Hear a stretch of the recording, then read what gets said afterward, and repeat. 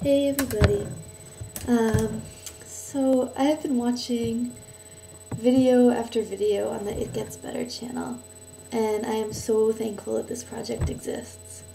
I just keep thinking I can't imagine having had something like this when I was a teenager.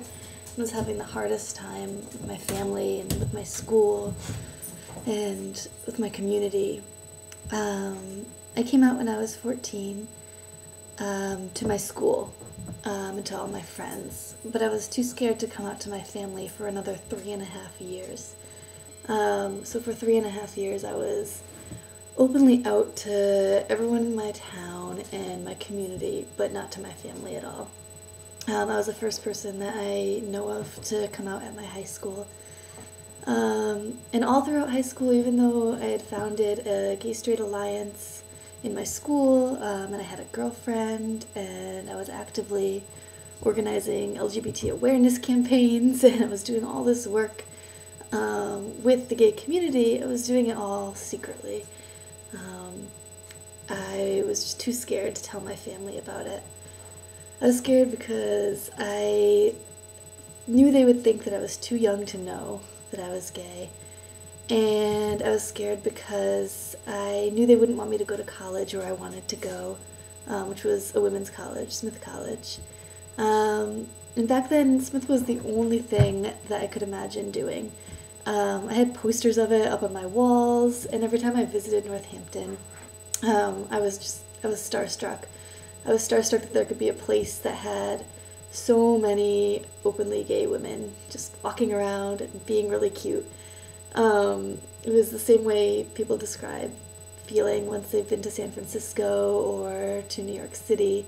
I was just starstruck. It became the one thing that kept me going. It kept me working in school. It gave me something to focus on. It was all I could think about because it was the place that I thought everything would get better. And I applied and I got in December of my senior year in high school. And I decided it was finally time to tell my parents because I had gotten into this good school and I thought they would be really happy about it.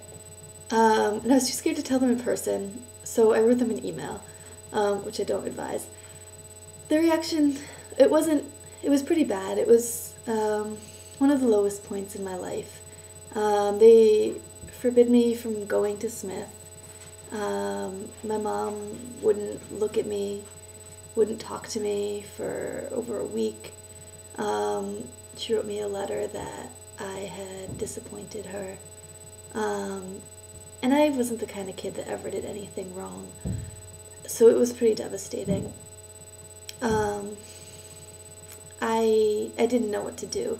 I figured if I couldn't go to Smith, if I couldn't get out of my town in this really narrow one way that I thought was possible, nothing would ever be okay.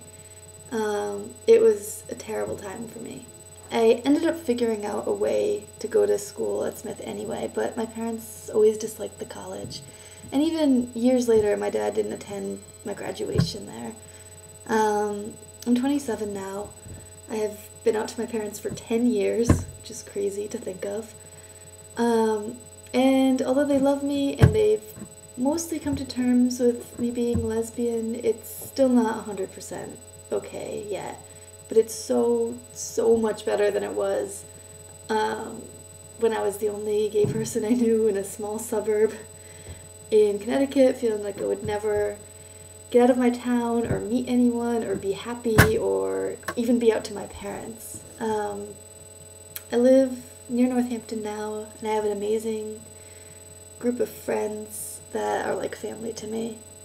But during my lowest points in high school, it was family or be happy again. High school feels like the only place in the world when you're in it. And then as soon as you graduate, it feels like the furthest place away in the world. It feels like it happened centuries ago, and you may never even think of it again. It's temporary, even though it really doesn't seem like it, because it's all you do every day, and you can't get away from it. But one day, I promise you will have a community, or maybe you'll just have a dog, like my dog Stanley, who was at the beginning of this video, who loves you unconditionally. either one works. If you can't have a community, just get a dog and come to Northampton. It really, really gets better.